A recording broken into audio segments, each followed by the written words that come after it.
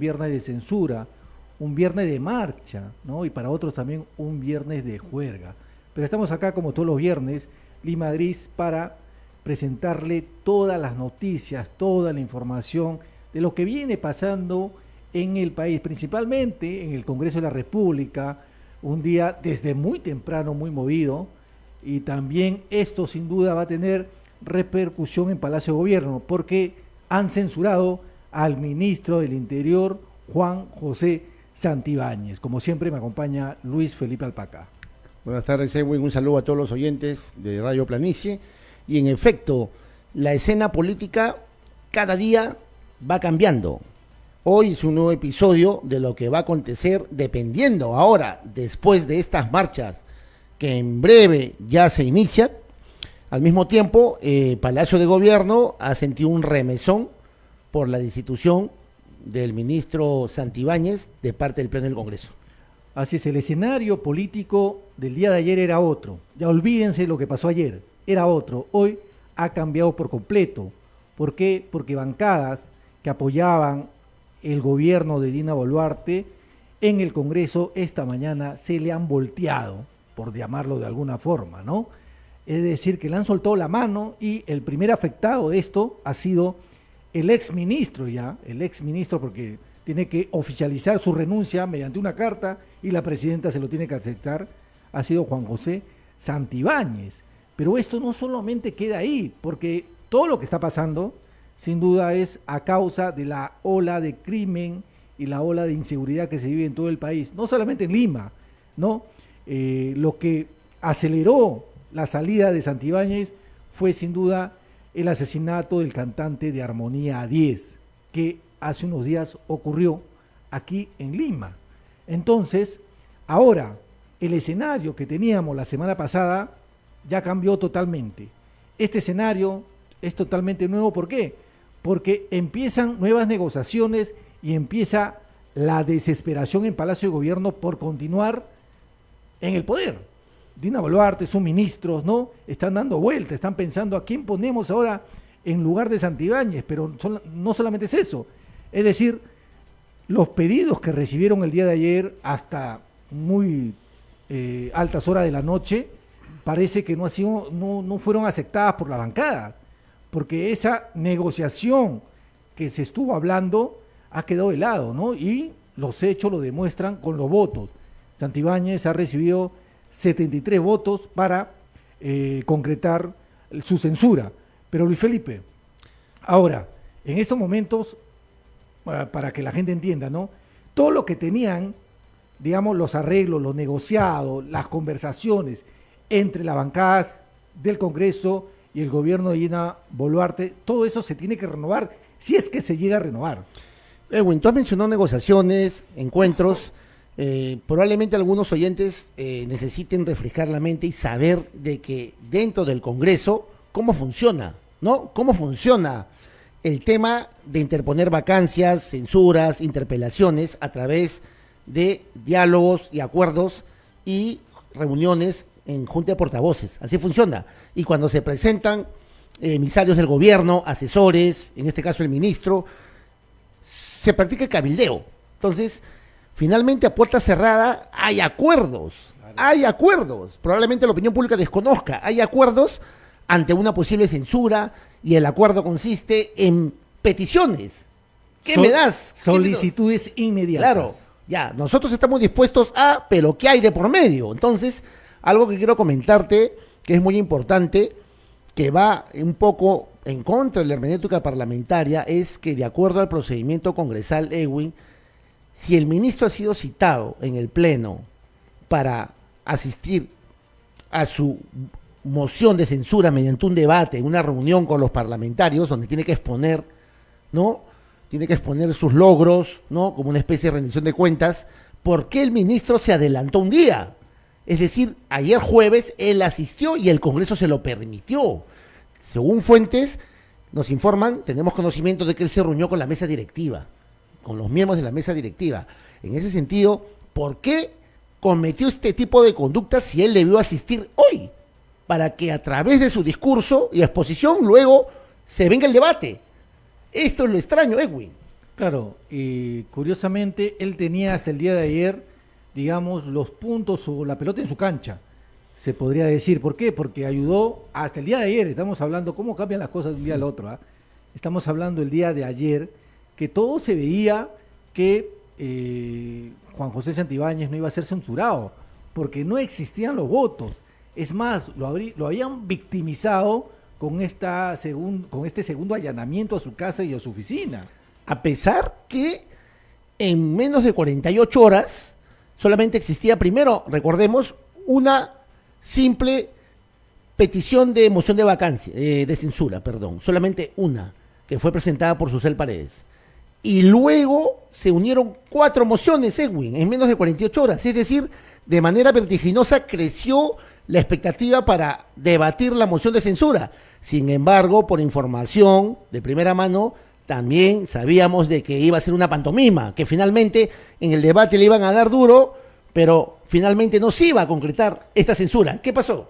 Claro, yo creo que desde el Ejecutivo no cedieron lo que las bancadas del Congreso les pidieron, ¿no? Por un lado, y sin duda han pedido ministerios.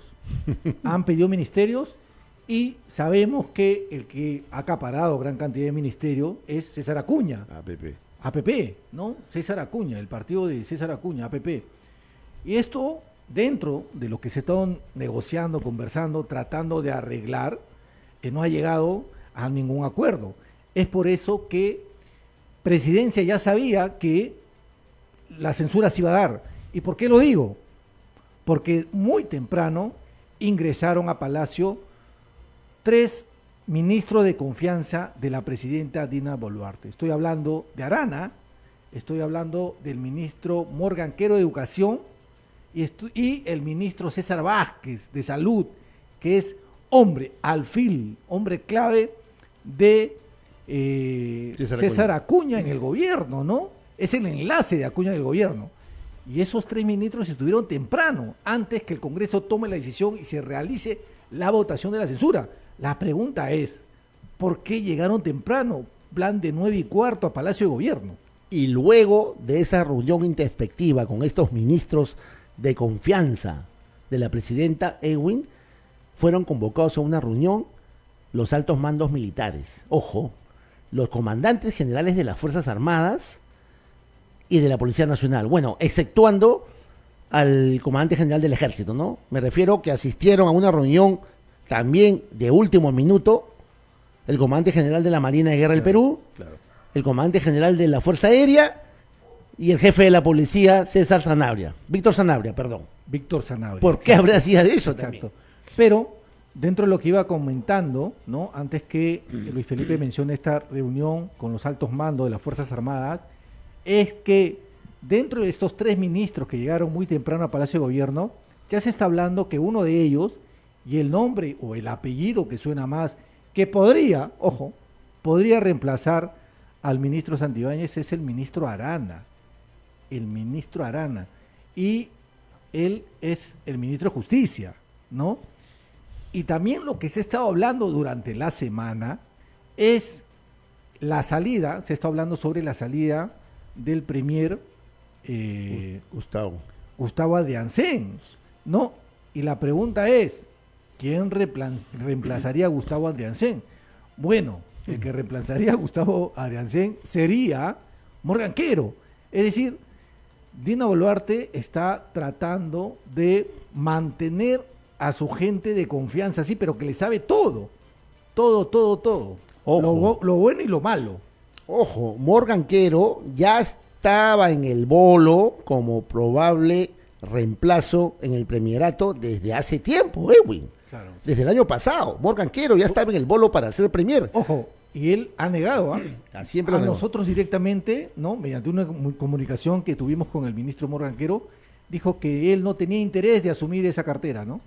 Perdón, el primerato. Evidentemente quería despistar. Sin embargo, él estuvo en el bolo, pero al mismo tiempo el escenario, el momento no se dio. Y así se ha estado dilatando, pero la figura de Gustavo Adriancén definitivamente, Edwin, también está desgastada, ¿no? No, y ¿Sí? llama la atención algo. que Adriancén no estuvo en la reunión que se hizo a las 9 de la mañana en Palacio de Gobierno. Y uno se pregunta, ¿por qué? Siendo presidente del Consejo de Ministros. ¿Por qué la cabeza del gabinete no está presente en una reunión que tiene la presidenta Dina Boluarte con 3 ministros? Eso no se condice con el rol que debe tener un premier en reuniones claves con la primera mandataria. La pregunta sería, ¿habría perdido la confianza? No, yo creo que ya sabía que le estaban buscando un reemplazo, ¿no? No sé si ya lo encontraron, eso nomás es la pregunta que vamos a saber, yo creo, el lunes más tardar, de repente mañana mismo, ¿no? O de repente nos enteramos, gracias a las fuentes, antes, más tarde. Vamos a ver qué pasa, porque en estas horas Palacio de Gobierno está muy movido, ¿no? Hay mucho nerviosismo. Además, desde el Congreso se han dado cuenta que varias bancadas están firmes con el hecho de hacer cambios sin, digamos, perdonarle, por llamarlo de alguna manera, sin perdonarle ningún error más a la presidenta. Yo quisiera plantear una hipótesis, Edwin, haciendo una analogía de un ejemplo elemental. Toda mesa tiene 4 patas para que mantenga esa estabilidad, ¿no? Tiene 4 patas. Pero cuando a una mesa tú le quitas una pata, ya pierde estabilidad. Te imaginas que le quites una segunda pata hasta que tercera y cuarta pata llega a colapsar. En ese sentido, esta censura al ministro Santibáñez el día de hoy prácticamente le quitaría una pata a la gestión de Dina Boluarte, considerando que era uno de sus ministros cercanos, de una cartera importante, y considerando que es un abogado que permanentemente le asesoraría en los problemas judiciales que ella tiene. Es decir, yo creo que esta destitución de este ministro ya empieza a hacer cojear el régimen de Boluarte Segarra. Yo no creo eso, ¿sabes por qué? Porque ha sido una destitución más que todo política para la tribuna, pero acaba de decir algo importante. Santibáñez tiene gran experiencia defendiendo gente con temas complicados y sin duda Dina Boluarte todavía lo necesita. Ahora va a ser, digamos, Santibáñez va a pasar a las filas de este grupo de asesores que están en la sombra. Va a ser reciclado, así como el ministro de Martini. En la sombra. ¿Tú crees que en la situación que se encuentra Dina Boluarte por varios temas, el del cofre, el de los roles, el de su hermano, etcétera, ahora el de la cirugía, va a deshacerse de Santibáñez? No por todos estos temas que he mencionado, pero además porque aprendió la lección que a la gente que sale del poder, que ha estado junto a ella, la tiene que continuar teniendo cerca. Ya la aprendió con Otárola. Porque Otárola, por lo que se sabe, la está golpeando de costado. Claro. ¿No? Con las asesoras que en su momento, ya por el caso Cavani, ya van a salir a revelar más pruebas. Pero en ese sentido, Edwin, de acuerdo a lo que tú mencionas, entonces tendría mucho sentido de que Leslie Urteaga haya sido reciclada, me refiero a la exministra de Cultura, cuestionada ministra de Cultura, haya sido reciclada en el MIDIS. Claro. Y tiene sentido de que Julio de Martínez haya sido reciclado como asesor en el MINCETUR. También. Por eso, o sea, toda esa gente de confianza que le sabe cosas buenas y sobre todo cosas malas a la presidenta, ella prefiere tenerlo cerquita, lo más cerca, ¿sí? Que respiren ese olor junto a ella, ¿no? Pero qué paradójico, estamos hablando de funcionarios del Estado que tienen investigaciones en fiscalía, o sea, no son nada santos. Ese tipo de gente es la que rodea a la presidenta Dina Boluarte. Sí, pero ahora lo que te quería preguntar es el efecto político, ¿no? Digamos, el vacío que deja Santibáñez en el Ministerio del Interior, ¿cómo afectaría a la presidenta para ti? Yo creo que sí le afecta, Edwin, considerando de que en principio, ¿quién va a ser el reemplazo? Ese es otro tema muy sensible, considerando de que la población, por un lado, ya no quiere saber nada de la gestión presidencial de esta señora y ya no da un voto de confianza, quizás incluso al nuevo ministro del Interior, que va a tener que coger una papa caliente. No es nada fácil. Por un lado. Ojo, él dijo que no, la cartera no era una papa caliente, sino una papa quemada, ¿no? Así Son dijo. palabras de y se dio el lujo de decir, si yo no tengo logros eficaces en 6 meses, Claro. me renuncio, incumplió, mintió. Claro. Ahora, el otro efecto es el tema político. O sea, por un lado mencioné a la población que tiene un juicio de valor que es digno de escuchar, por un lado, pero también está la opinión y el discurso de los sectores políticos, de políticos, congresistas, gente de partidos, sectores que siguen día a día la noticia y que también, mal que bien, tienen intereses políticos. Es decir, sus opiniones no necesariamente son objetivas, son en función a la tienda política que representa. En ese sentido, con esta narrativa de que la caviarada va a poner piedras en el camino a la gestión de la señora Boluarte, ahí va a haber realmente una batalla campal contra el nuevo titular de Interior, que va a tener que entrar muy sigiloso, muy atento a lo que se venga. Ahora, no sé si Santibáñez de alguna forma va a tener tiempo, pero será el tiempo para, por un lado, seguir defendiendo a Dina Boluarte y por otro lado defenderse él mismo, porque recordemos que tiene un grave tema de investigaciones y tiene ya como antecedente 2 allanamientos a su casa, ¿no? Esto va a continuar, porque sabemos que el Ministerio Público está detrás de él. Por lo menos ha logrado el 50% de ya sacarlo del cargo, pero no lo ha sacado de este anillo hermético de poder que tiene Dina Boluarte todavía.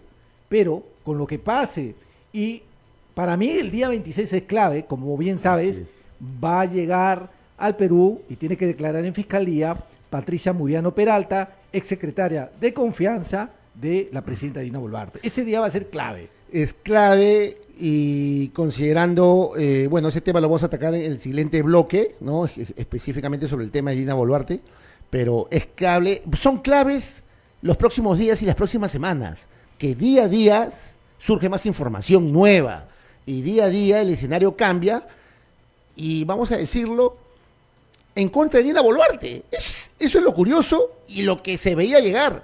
O sea, a Dina Boluarte ya se le está acabando el tiempo. Y yo creo, realmente estoy seguro, que con esta censura de Santibáñez, por más que sea estratégica desde un lado, empieza a flaquear el gobierno. Porque después sí van a seguir otros ministros definitivamente y van a salir más pruebas sobre esta señora, que no olvidemos que tiene 34 carpetas fiscales, nada menos. Ahora, me gustaría hablar un momento sobre los votos, ¿no? En la censura de Santibáñez existieron 73 votos, ¿no?, que concretaron esta salida del ministro del Interior, pero además existió 2 comportamientos más: los que votaban en abstención, ¿no?, y los que no asistieron. ¿Cómo o cuál es la lectura que tiene sobre todo de estos casi 20 congresistas que no asistieron al Pleno? Es verdad, Edwin, lo que sucede que de acuerdo al reglamento del Congreso, ¿no?, existe la posibilidad del voto de abstención. Y hay muchos analistas, Edwin, que han aseverado que el voto de abstención es un voto cobarde, es un voto de doble cara. Desde el punto de vista más coloquial, es el voto de los pechofríos, que no se decide ni por sí ni por no, pero en el fondo el voto de abstención es un voto que encubre, prácticamente es un voto que encubre, es un voto en contra. Sí. De manera, ¿no? En Sí, fin. no me acuerdo el nombre de la congresista, pero cuando le dijeron por qué usted votó en abstención y por qué no votó verde o rojo, ¿no? Y dijo, bueno, el voto de abstención existe, este es el argumento de una congresista que no recuerdo el nombre, el voto de abstención existe, ¿para qué? Dice, para que si un congresista no tiene la información completa del tema, puede votar en abstención porque todavía no se ha informado bien. Ese es uno de los argumentos. No es la única. He escuchado otros que han dicho que no han votado en abstención y recuerdo en algunas mociones anteriores porque tenían desconocimiento del tema. Entonces, en este caso, claro, han sido gran cantidad de votos de abstención. Estamos hablando de 18 votos, en 18 votos, ¿no? Y los 11 votos en contra que han sido explícitos, evidentes, y acá paso a mencionar, han sido de legisladores de Alianza para el Progreso, de Somos Perú y de Honor y Democracia. Voy a mencionar los nombres, concretamente de los parlamentarios que pretendieron blindar a Juan José Santibáñez, es decir, votaron en contra de su censura, y ellos son, ¿no? Aquí están los nombres. De Dale, después. Alianza para el Progreso, APP, el partido de César Acuña Peralta, ¿no? Votaron en contra. Evidentemente su hermana, la hermana de César Acuña, estamos hablando de la congresista María Acuña Peralta. Luis Camiche, que terminó siendo miembro de la bancada de APP, y el congresista Juan Carlos Lizarzaburo, que en principio él ingresó por Fuerza Popular, pero ahora pertenece a APP. De Somos Perú, Alfredo Azurín, este señor que también defendió en su debate a Santibáñez. Asimismo votaron en contra de su destitución Luis Cordero Jontay, este congresista cuestionado cuya hermana, María Cordero, está suspendida por el tema Mocha Sueldos. Jorge Morante, el congresista Jorge Morante, que era de Fuerza Popular, ahora es de Somos Perú. Renunció Y a Héctor, Fuerza Popular, ¿verdad? ¿No? Héctor Valer, el señor Héctor Valer, que llegó a ser premier creo que por un par de días.